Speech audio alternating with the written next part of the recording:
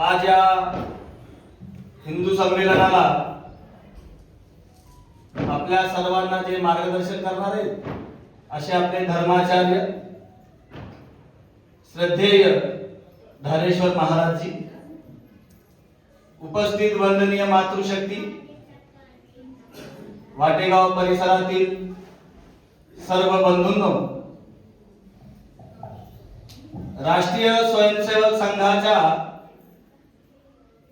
शताब्दी वर्षाच्या निमित्ताने संपूर्ण देशभर मंडल स्तरावर म्हणजे 7-8-10 गावांचं मिळून एक अशा प्रकारे हजारो हिंदू संमेलन आता या काळामध्ये संपूर्ण देशभर होत आहे।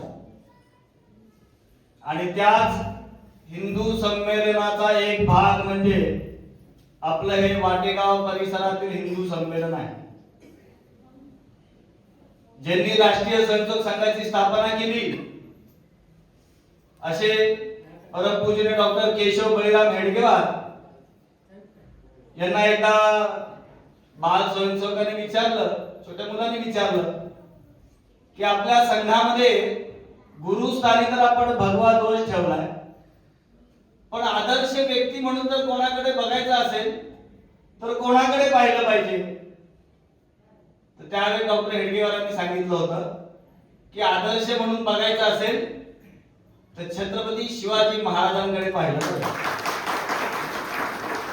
त्यामुळे ज्या प्रकारे छत्रपती शिवाजी महाराजांनी अफजल खानाचा कोथळा काढल्यानंतर आनंद साजरा केलेला नाहीये, दिवाळी साजरी केलेली नाही, फ्लेक्स लावलेले नाहीये, नाच गाणं केलेलं नाहीये, तर दक्षिण दिग्विजय करायला छत्रपती शिवाजी महाराजांनी कूच केलेली आहे। त्याच प्रकारे राष्ट्रीय स्वयंसेवक संघाच्या शताब्दी वर्षाच्या निमित्ताने अशा प्रकारचा कुठलाही आनंदोत्सव साजरा होत नाहीये देशभरामध्ये। तर हिंदू समाजाला संघटित करून, एकत्रित करून हिंदू समाजासमोर जे काही प्रश्न आहेत, देशासमोर जे काही प्रश्न आहेत, त्या प्रश्नांकडे पाहण्याची दृष्टी या हिंदू समाजाला देण्याचं कार्य जे 100 वर्ष सुरू आहे ते इथून पुढे अखंडपणे सुरू राहिलं पाहिजे, म्हणून त्याचा आज एक हा कार्यक्रम आहे। आपण आज पाहतो या 100 वर्षामध्ये नागपूरमध्ये संघाचं काम सुरू झालं, एक छोटीशी शाखा एक लहान मुलांना घेऊन सुरू झाली, आणि आज आपण पाहतो काल सर्व मीडियामध्ये बातमी आली संघाची एक मोठी बैठक आता सुरू आहे समाख्यामध्ये हरियाणामध्ये। तिथे आकडेवारी आली की 88,000 शाखा या देशामध्ये चालतात, हजारोच्या संख्येमध्ये आठवड्यातून एकदा लागणारी शाखा चालतील, महिन्यातून एकदा चालणार असं एक साधारण 1,00,000 सव्वा लाख गावांमध्ये संघाचं काम आज सुरू आहे। 1,50,000 पेक्षा जास्त सेवा कार्य संघाच्या कार्यकर्त्यांनी या देशामध्ये गेल्या 100 वर्षामध्ये उभे केलेले। जगातील सगळ्यात मोठी स्वयंसेवी संघटना म्हणून लोक संघाकडे पाहतात, पण हे असं सुरू झालेलं आहे का? कोणाच्या उपकाराने, कोणाच्या दयेने हे काम सुरू झालेलं आहे का? तर या संघ शताब्दीच्या निमित्ताने हा जो 100 वर्षाचा संघर्षाचा इतिहास आहे तो मांडण्याचा मी थोडक्यात प्रयत्न करतो। संघ शताब्दीचा आढावा मागोवा घेत असताना, या संघर्ष काळाचा मागोवा घेत असताना सगळ्यात पहिले स्मरण करावं असं वाटतं ते संघ संस्थापक डॉक्टर केशव बळीराम हेडगेवार। एक सामान्य असं व्यक्तिमत्व, दिसायला काय भारी नव्हते, चेहऱ्यावरती देवीचे वण होते, काळा चेहरा, भाषणे काय खूप भारी करत नव्हते, पण प्रेमाने, आत्मीयतेने, निस्वार्थ प्रेमाने संपूर्ण देशभर संघाचं काम वाढवण्याचं कार्य डॉक्टर हेडगेवारांनी केलेलं आहे। डॉक्टर हेडगेवार हे ऍक्सिडेंटली स्वातंत्र्य सैनिक झालेले नाही आहे। महाराजांची क्षमा मागतो, काही चुकीचे शब्द जर आले तर महाराज माफ करतील। कोणीतरी इंग्रजांनी ढुंगणावरती लाथ मारली म्हणून स्वातंत्र्य संग्रामात उतरलेले डॉक्टर हेडगेवार नाहीयेत। बाप दादांची संपत्ती आणि तो सगळी प्रतिष्ठा ही राहावी समाजामध्ये, म्हणून डॉक्टर हेडगेवार स्वातंत्र्य संग्रामात आलेले नाहीयेत. तर डॉक्टर हेडगेवार लहानपणापासून छत्रपती शिवाजी महाराज, धर्मवीर छत्रपती संभाजी महाराज, महाराणा प्रताप, रामकृष्ण अशा सगळ्यांचे कथा कीर्तन ऐकत ऐकत मनामध्ये कुठेतरी एक दृढ निश्चय त्यांनी केला होता की आयुष्यात आयुष्य कसं जगलं पाहिजे, आयुष्यात काय करायचं. तर या सगळ्या महापुरुषांच्या काहीतरी कणभर तरी आपण काहीतरी या देशासाठी केलं पाहिजे, अशा प्रकारची इच्छा लहानपणापासून डॉक्टर हेडगेवारांच्या मनामध्ये होती. तेव्हा त्यांचं जर बाल जीवन आपण सगळ्यांनी बघितलं तर लक्षात येतं की अनेक प्रसंग आहेत. 2-3 प्रसंग सांगावेसे वाटतात. व्हिक्टोरिया राणीचा राज्यारोहणाचा समारंभ संपूर्ण देशभर, ज्यावेळेस संपूर्ण जगावरती इंग्रजांचं राज्य होतं, अशा सगळ्या देशांमध्ये हा कार्यक्रम सुरू होता. सर्व नागरिकांना त्या देशातल्या मिठाई वाटपाचा कार्यक्रम सुरू होता. त्यामुळे या बालकेशवर सुद्धा शाळेमध्ये मिठाई दिली गेली.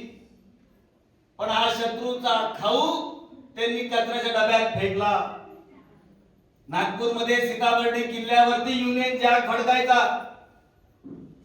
तो युनियन जॅक खाली उतरवला पाहिजे म्हणून एका शाळेतल्या मास्तरांच्या खोलीतून भुयार खणण्याचं कार्य त्या काळामध्ये बालवयामध्ये डॉक्टर हेडगेवारांनी केलं. याही पुढे त्याचे नेतृत्व घेऊन जर बघितले या बालवयात की ज्याची खरं तर लहान बाळाचे पाय पाण्यात म्हणतात दिसतात असं म्हटलं जातं. लहान असताना डॉक्टर हेडगेवार 8वी-9वीच्या क्लासमध्ये शिकत होते आणि त्यावेळेस शाळेमध्ये इन्स्पेक्शन साठी इंग्रज अधिकारी येणार होते आणि डॉक्टर हेडगेवार आणि त्यांच्या मित्रांनी ठरवलं, त्या बालकेशवाच्या सर्व मित्र सवंगडींनी ठरवलं की या इंग्रज अधिकाऱ्याचं स्वागत वंदे मातरमनी करायचं. आणि संपूर्ण शाळेत सर्व वर्गांमध्ये निरोप पाठवले गेले. काय करायचं, कसं करायचं हे ठरवलं गेलं. कोण करतंय याची कानोकान खबर शाळेच्या शिक्षकांना किंवा व्यवस्थापन समितीला नव्हती. पहिल्या वर्गामध्ये तो इंग्रज अधिकारी येतो आणि त्या इंग्रज अधिकाऱ्याचं स्वागत वंदे मातरमने केलं जातं. त्यांना वाटतं काहीतरी लहान मुलं आहेत, काहीतरी चुकून घडलं असेल म्हणून पुढच्या वर्गात जातात, तिथेही वंदे मातरम, त्याच्याही पुढच्या वर्गात जातात वंदे मातरम. सर्व शाळाभर वंदे मातरम व जयघोष सुरू होतो. शालेय समिती ठरवते की हे कोणी केलंय, याच्या पाठीमागचा जो कोणी असेल त्याला शोधलं पाहिजे. आणि मग पुढचे 60 महिने शाळा बंद राहतील. पण कोणीही विद्यार्थी पुढे येऊन सांगत नाही की या सगळ्याच्या पाठीमागे नेतृत्व करणारा तो केशव होता. हे कोणीही सांगू शकलं नाही. नंतरच्या काळामध्ये मग फक्त शाळेमध्ये यायचं, मान खाली घालायची, ज्यांना शक्य आहे त्यांनी म्हणावं चुकलं माझं आणि शाळेत जावं, अशा प्रकारे शाळा सुरू झाली. पण 2 जण असे होते की ज्यांनी पुन्हा त्या शाळेमध्ये पाऊल ठेवलं नाही. त्यापैकी एक होते डॉक्टर केशव बैराम हेडगेवार. की वंदे मातरम म्हटल्यानंतर मला लाज का वाटायला पाहिजे, हे बालवयातच त्या बाल केशवामध्ये दिसलेले गुण होते. आणि मग शिक्षण पूर्ण करण्यासाठी यवतमाळच्या ते राष्ट्रीय पाठशाळेमध्ये जातात. तिथून पुढच्या शिक्षणासाठी कलकत्त्यामध्ये वैद्यकीय शिक्षण घेण्यासाठी जातात. कलकत्ता का, तर संपूर्ण देशभर सुद्धा असे अनेक कॉलेजेस होते, मग कलकत्ताच का निवडलं. हा जो क्रांतिकारक त्यांच्या मनामध्ये जो शरीरामध्ये लपलेला होता, हृदयामध्ये जो लपलेला होता, त्या क्रांतिकारकाला कुठेतरी बाहेर येण्याला जागा असावी. कारण त्यावेळेस कलकत्ता हे या संपूर्ण देशभरातील क्रांतिकारकांचं केंद्र मानलं जायचं. संपूर्ण देशभरामध्ये ज्या कारवाया चालायच्या, क्रांतिकारी कारवाया चालायच्या, या सगळ्याचं केंद्र कलकत्ता होतं. आणि हळूहळू डॉक्टर हेडगेवार त्या क्रांतिकारकांच्या अनुशीलन समिती नावाची एक समिती असायची की संपूर्ण देशभर काय करायचं, कसं करायचं, कोणी करायचं याचं नियोजन करण्याची टीम होती. तिला अनुशीलन समिती म्हटलं जायचं. अशा अनुशीलन समितीचे एक भाग झाले. डॉक्टरांना सुद्धा एक टोपण नाव दिलं गेलं होतं. डॉक्टरांना टोपण नाव होतं कोकेन नावाचं नाव होतं. आणि कोकेन नावाने कारण त्यावेळेस इंग्रजांचा खोप त्यांच्या पाठीमागे ससेमिरा चालायचा. इंग्रजांचे हिटलिस्ट डॉक्टर हेडगेवार होते. त्यामुळे त्यांनाही अशा प्रकारचं टोपण नाव त्यावेळेस दिलं गेलं. डॉक्टर हेडगेवार शिक्षण पूर्ण करून नागपूरला आले. घरच्यांना वाटलं आता आपलं जे 18 विश्व दारिद्र्य आहे ते हा केशव या सगळ्या दारिद्र्यातून आपल्या बाहेर काढेल. पण केशवनी काहीतरी वेगळं ठरवलं. त्यांनी ठरवलं होतं की माझ्या आयुष्याचा उरलेला जो काही वेळ या देशासाठी मी खर्च करेल. कारण साहजिक होतं त्यावेळेस हाताच्या बोटावर मोजण्या इतके डॉक्टर त्यावेळेच्या मध्य भारत प्रांतामध्ये म्हणजे आत्ताच्या विदर्भामध्ये होते. आणि लहानपणीच वयाच्या 7व्या-8व्या वर्षी आई वडिलांचं छत्रछाया प्लेगच्या साथीमध्ये गेलेलं होतं. त्यामुळे साहजिक आहे सर्व घरादाराला वाटलं की आता हे आपला 18 विश्व दारिद्र्य दूर करायला हा केशव कलकत्त्यावरून डॉक्टरी शिक्षण पूर्ण करून घेऊन आलेला आहे, तर आपल्या घराचं 18 विश्व दारिद्र्य दूर होईल. पण डॉक्टर हेडगेवारांनी ठरवलं की इथून पुढचं सर्व आयुष्य या भारत देशासाठी भारत मातेच्या सेवेसाठी मी खर्च करणार. आणि खरोखर त्या प्रकारे उर्वरित जीवन डॉक्टर हेडगेवारांनी व्यतीत केलेलं आपण पाहू शकतो. त्यांच्या चरित्राकडे पाहिल्यावर हे सगळ्या गोष्टी आपल्या सगळ्यांना समजून उमजून येऊ शकतात. आणि त्यावेळेच्या राष्ट्रीय काँग्रेसमध्ये डॉक्टर हेडगेवार हे सक्रिय कार्यकर्ते म्हणून काम करायचे. सर्व स्वातंत्र्य सैनिकांची एक काहीतरी टीम असावी, एक काहीतरी एक व्यासपीठ असावं म्हणून त्यावेळेस काँग्रेसची स्थापना केली गेली. त्या काँग्रेसचे सक्रिय कार्यकर्ते मध्य भारतातील वरिष्ठ नेत्यांमध्ये डॉक्टर हेडगेवारांची गणना केली जायची. आणि हे सगळं काँग्रेसचं काम करत असताना 2 वेळा त्यांना कारावास भोगावा लागला. राष्ट्रद्रोह केला म्हणून 1.5 वर्ष त्यांना कारावासात जावं लागलं. आणि हे सगळं करत असताना त्यांचा विचार कुठेतरी या देशातल्या हिंदू समाजाकडे वळाला. काँग्रेसचं काम करताना डॉक्टर हेडगेवारांच्या लक्षात आलं की हा देश पारतंत्र्यात का गेलाय. या देशाला कदाचित ही काँग्रेस स्वातंत्र्य मिळवून देऊ शकेल, पण ते स्वातंत्र्य टिकवायचं असेल तर या देशातला हिंदू समाज संघटित झाला पाहिजे. हिंदू समाज आपलं पौरुषत्व विसरलेला आहे म्हणून या देशावरती कोणी ना कोणी नेहमी राज्य करण्याचा प्रयत्न करते. जर या देशातला हिंदू समाज आपण संघटित करू शकलो तर हे मिळणारं जे स्वातंत्र्य कदाचित हे चंद्र सूर्य जोपर्यंत असतील तोपर्यंत टिकून राहील. त्यामुळे हिंदू समाजाला संघटित करण्याचं व्रत त्यांनी हातामध्ये घेतलं. देशभरातल्या सगळ्या काँग्रेस पुढाऱ्यांना क्रांतिकारकांना डॉक्टर हेडगेवार जाऊन भेटले. त्यांचा हा हिंदू संघटनेचा विचार सगळ्यांसमोर ठेवला. डॉक्टर हेडगेवारांच्या लक्षात आलं की हे सगळे जे ज्येष्ठ कार्यकर्ते नेते मंडळी आहेत ते त्यांच्या कुठल्या ना कुठल्या कामामध्ये संस्थेमध्ये संघटनेमध्ये व्यस्त आहेत. अशा प्रकारचा वेगळा विचार करण्याची आता कोणाकडे क्षमता नाही आहे. त्यामुळे डॉक्टर हेडगेवारांनी त्या दिवशी ठरवलं की या देशामध्ये हिंदू संघटन करण्याचं कार्य छत्रपती शिवाजी महाराजांनी बघितलेलं स्वप्न पूर्ण करण्याचं कार्य करण्याकडे कोणाकडे या देशामध्ये वेळ नाहीये. मीच करेन, मलाच करण्याशिवाय पर्याय नाहीये. आणि हा विचार मनामध्ये घेऊन विजयादशमीला 1925 साली डॉक्टर हेडगेवारांनी राष्ट्रीय स्वयंसेवक संघाची स्थापना केली.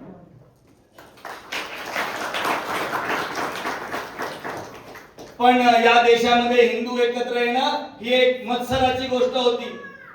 आणि हे सत्य होतं कारण त्यावेळेस परिस्थिती पण तशी होती की 4 हिंदू एका दिशेने एकत्र कधी चालतील ज्यावेळी 5वा त्यांच्या खांद्यावर असेल त्याच वेळी 4 हिंदू एका दिशेने एकत्र चालू शकतात अशी स्थिती त्या काळामध्ये होती. त्यामुळे हिंदू संमेलनाचं खूळ या डॉक्टरनी डोक्यात घेतलंय. अशा प्रकारचा विनोद त्यावेळी त्या नागपूर शहरामध्ये चालायचा. डॉक्टरांना वेगळं ठरवलं गेलं की अरे हा डॉक्टर वेडा झालाय, हे काय लहान मुलांना घेऊन संघाचं काहीतरी कार्य सुरू केलंय आणि म्हणतो या देशाला परमवैभवाला न्यायचं, असं लहान मुलांना घेऊन काय असं होणार आहे का. पण छत्रपती शिवाजी महाराजांनी लहानपणापासून ज्या सगळ्यांचे चरित्र ऐकत लहानाचे मोठे झाले त्या सर्वांनी अशाच प्रकारे कार्य करून या देशाला उंची मिळवून देण्याचं काम या देशामध्ये केलं होतं. हा इतिहास डॉक्टर हेडगेवारांसमोर होता. त्यामुळे 100 वर्षामध्ये जर बघितलं तर संघाला मिळालेलं काय आहे तर चेष्टा, मस्करी, द्वेष, मत्सर, संघाविषयी समाजामध्ये घृणा प्रस्थापित करणं अशा प्रकारचं कार्य गेले 100 वर्ष या देशामध्ये सुरू आहे. आणि या पहिल्या 15 वर्षामध्ये डॉक्टर हेडगेवारांना फक्त संघाचं कार्य करायला उणीपुरी 15 वर्ष मिळाली. रक्ताचं पाणी करणं म्हणजे काय आहे याचं मूर्तिमंत उदाहरण म्हणजे डॉक्टर हेडगेवार. 15 वर्षामध्ये या अखंड भारतातील म्हणजे पाकिस्तान, बांगलादेश आणि हा भारत मिळून जो अखंड भारत होता त्यावेळे त्या भारतातील सर्व प्रांतांमध्ये संघाचं कार्य 1925 ते 1940 या 15 वर्षामध्ये डॉक्टर हेडगेवारांनी वाढवलेलं आपण पाहू शकतो. आणि हे सगळं करत असताना ज्या सगळ्यांना असं वाटलं की जर या देशातला हिंदू एकत्र झाला, हिंदू जागा झाला, तर आपलं सत्ता स्थान हे डळमळू शकतं. हे आपण जे स्वप्न पाहतोय पिढ्यानपिढ्या आपल्या घरातील कोणीतरी या सत्ता स्थानावर या खुर्चीवर बसेल, ते स्वप्न आपलं पूर्ण होणार नाही. आणि मग याच सगळ्या विचारांनी या देशाला स्वातंत्र्य मिळाल्यावर सुद्धा इंग्रजांनी ज्या प्रकारे या देशातील हिंदूंवरती अत्याचार केले, त्याच प्रकारचे अत्याचार आजही 100 वर्ष झाले संघाच्या कार्यकर्त्यांवरती सुरू आहे. मी इथे आता बोलतोय, पण कदाचित याच वेळेला पूर्वांचलामध्ये एखाद्या गावामध्ये संघाच्या शाखेवरती हल्ला होत असेल. केरळमध्ये कदाचित एखाद्या गावामध्ये संघाच्या कार्यकर्त्याला मारत असतील. हे आज 100 वर्ष झाले हे सुरू आहे. शेकडो कार्यकर्त्यांनी या केरळमध्ये पूर्वांचलामध्ये या भारत मातेचं काम करतोय, हिंदुत्वाचं काम करतो, चुकीचं करतोय, पाप करतोय म्हणून त्यांची हत्या केली गेलेली आहे. आपण सगळे गुगल वापरतो, गुगल करू शकता. शेकडो कार्यकर्त्यांची हत्या केरळमध्ये झालेली आहे. का तर फक्त हे हिंदुत्वाचं काम करतो म्हणून. त्यामुळे 1948 ज्यावेळेस महात्मा गांधींची हत्या या देशामध्ये झाली, त्यावेळेस सुद्धा संघाचा सहभाग नसताना सुद्धा संघावरती आजही आरोप केला जातो. त्यावेळेस सर्वोच्च न्यायालयाने ठणकावून सांगितलं होतं की या हत्येमध्ये राष्ट्रीय स्वयंसेवक संघाचा सहभाग नाहीये. राष्ट्रीय स्वयंसेवक संघाच्या प्रमुखांना आम्ही या आरोपातून बाइज्जत बरी करतोय हे सांगून सुद्धा आज एवढी वर्ष होऊन सुद्धा संघावरती तो आरोप केला जातो. पण महात्मा गांधींच्या हत्येचा एकूण जर विचार बघितला तर महात्मा गांधींची हत्या करून या देशात फायदा कोणाला होता याचा विचार करण्याची आवश्यकता आहे. अचानक कोणाचा मृत्यू झाला, हत्या झाली तर त्याचं पोस्टमॉर्टम केलं जातं. महात्मा गांधींच्या हत्येचं, त्यांच्या शवेचं पोस्टमॉर्टम त्यावेळेस सरकारने का नाही केलं? महात्मा गांधींची हत्या होण्यापूर्वी ते ज्या ठिकाणी प्रार्थनेला जायचे त्या प्रार्थनेच्या ठिकाणी बॉम्ब फेकला होता, हात बॉम्ब. आणि ज्यांनी फेकला त्याला पकडलं आणि त्यांनी ज्यांची नावं घेतली त्यांना त्या 15 दिवसामध्ये का पकडलं गेलं नाही? नथुराम गोडसेचं नाव त्यांनी घेतलं होतं, त्यांनी बॉम्ब फेकला, त्यांनी मध्ये 15 दिवसामध्ये नथुराम गोडसेला का नाही पकडलं गेलं? म्हणजे या हत्येच्या पाठीमागे दुसऱ्याला गौणं आणि स्वतः या सत्तेच्या सारीपाठामध्ये राजा म्हणून मिरवणं अशा प्रकारचं कृत्य या हत्येच्या पाठीमागे नाहीये ना? याचा विचार करण्याची आवश्यकता आहे. गुगल आपल्या हातामध्ये, आपण सगळं बघू शकतो.